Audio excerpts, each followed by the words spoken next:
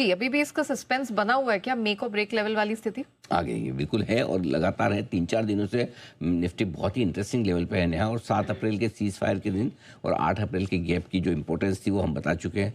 7 अप्रैल का हाई 23,153 था और उस दिन की क्लोजिंग 23,123 पर थी। 3 जून को इंट्राडे वाला गैप पूरा हो गया। 8 जून को क्लोजिंग लेवल वाला 23,123 का गैप पूरा हो गया। दोनों गैप कंप्लीट, इंट्राडे भी क्लोजिंग भी। अब सिंपल सा फॉर्मूला है, 23,000 के नीचे बंद होगा तो नई कमजोरी होगी, और तब 22,200 का रास्ता खुलता हुआ दिखेगा। 22,182 जो लो बनाकर हम घूमे, तो 23,000 को आप मान कर चलें, ये आपके लिए निफ्टी। ओके, अब बैंक निफ्टी क्या सर, इसका ब्रेकआउट ऐसा तो नहीं कि कोई फेल हो जाएगा? जैसे बैंक निफ्टी के एनालिसिस को 2 भाग में बांटिए। पहला जो आपने बोला, पहले उसको एड्रेस करता हूँ कि कहीं इसका ब्रेकआउट फेल तो नहीं हो जाएगा, और ये क्यों सवाल आया वो समझिए। बैंक निफ्टी पे 50 डीएमए का लेवल बहुत ही बड़ा क्रूशियल लेवल है जी। 3 बार हाल ही में ऐसा हुआ कि 50 डीएमए के ऊपर बैंक निफ्टी निकलता है, बंद होता है, लेकिन हर बार 1 आध 2 दिन में 3 दिन में ब्रेकआउट फेल हो जाता है।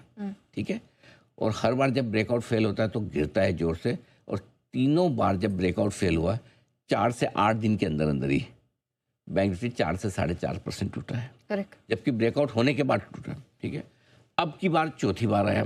चौथी बार कब हुआ? परसों 9 जून को। 9 जून को आखिरकार हम 50 डीएमए के ऊपर बंद हो गए, 55,534।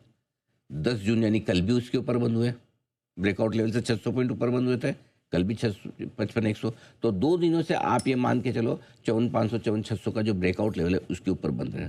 आज है तीसरा दिन। ठीक है, 50 डीएमए आज है आपका 54,586 54,600 मान लीजिए। सो अब देखना है कि हम इस ब्रेकआउट लेवल को तीसरे दिन होल्ड कर पाते नहीं है। सो इफेक्टिवली आप ये मान के चलिए कि जिस दिन 54,400 के नीचे आप अगर आज जिस दिन नहीं सॉरी अगर आज 54,400 के नीचे बंद होते हैं तो ये मान के चलिएगा कि ब्रेकआउट फेल है आपका। क्लियर है? तो पहली चीज तो ये कि नीचे का लेवल आपको क्लियर हो गया जी। 54,400 54,600 बहुत स्ट्रॉन्ग सपोर्ट जोन हो गया है बैंक निफ्टी का। ब्रेकआउट फेल 54,400 के नीचे होगा। ठीक है, नीचे की बात है। अब इसके साथ साथ आज बहुत समय बाद मैं बैंक निफ्टी में ऊपर की बात भी कर रहा हूँ। अच्छा, वैसे तो 2 दिन से कर रहा हूँ, लेकिन आज अलग तरीके से डेटा मैं आपके सामने रख रहा हूँ, इसको समझिए। 26 मई को बैंक निफ्टी का इंट्राडे का हाई था 55,536, और 25 मई को जो क्लोजिंग मिली थी 55,300 के आसपास की। इसकी इम्पोर्टेंस क्या है? इसकी इम्पोर्टेंस है कि इस लेवल से बैंक निफ्टी एक तरफा टूटते टूटते 53,027 का लो बना के आया 3 जून को, और वहां से वापस रिकवरी हुई 3 जून से 52,800 53,000 के आसपास का जो स्ट्रॉन्ग सपोर्ट जोन था, वहां से रिकवरी के कल कहाँ पहुंचा? कल का हाई 55,555। करेक्ट, परसों का इंट्राडे हाई 55,300 के आसपास का।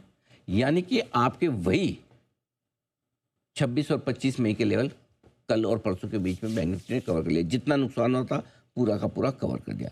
अब इस रेंज को ऊपर पार करना बहुत जरूरी है। ओके, ठीक है, ये दोनों लेवल हो गए, एग्जैक्टली इस रेंज में पहुंच चुके हैं। अब नई तेजी बैंक निफ्टी में 55,600 के ऊपर निकलने पर होगी। ठीक है, क्योंकि जितना नुकसान किया उसकी रिकवरी हुई, अब 55,600 के ऊपर हुई, और 55,600 के ऊपर निकलते ही 8 मई का जो हाई है 56,050 से लेकर 56,300 के आसपास का है, तो मैंने 56,325 की रेंज दे दी आपको। क्लियर है?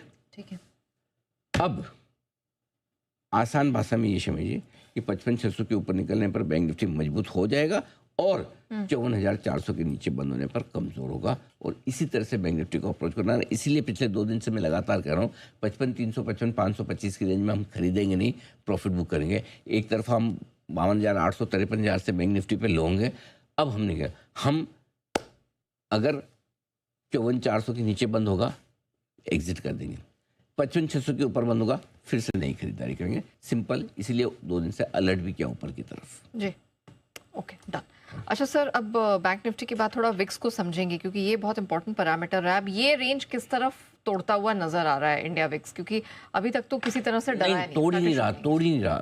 ये इतना वोलेटाइल है विक्स की, इससे ज़्यादा इसका काम है मार्केट की वोलेटिलिटी को नापना। विक्स का मतलब है वोलेटिलिटी इंडेक्स, और यही सबसे ज़्यादा वोलेटाइल है मतलब इतना ऊपर नीचे ये होता है कि सोचो, कल लेकिन शांत था, 0.3% बढ़कर बंद हुआ। 5 जून को इसने 200 डीएमए 14.1 के आसपास सपोर्ट लिया, और अगले 2 दिन में तगड़ा उछाल करीबन 30-35% का आ गया। 9 जून को 100 DMA ऊपर की तरफ 17-20 है, उसके पास हाई बनाया। 26 में से लगातार 11 दिन हो गए इसको जब 100 DMA के नीचे बंद हो रहा है। अब हो क्या रहा है, विक्स 100 DMA 17.2 न तो इसके ऊपर बंद होता है, न 200 DMA 14.9 है। तो ये 100 से 200 DMA के बीच में इस रेंज में बहुत वोलेटाइल है।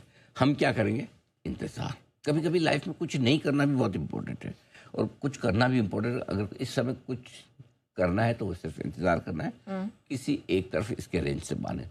14 के नीचे बंद होते ही गिफ्ट निफ्टी आपको माफ़ कीजिएगा, विक्स आपको बाजार में मजबूती के संकेत लौटा देगा। ओके 17 के या 17-20 जो भी है उस समय, क्योंकि DMA रोज बदलता रहता है ना। DMA का मतलब होता है डेली मूविंग एवरेज।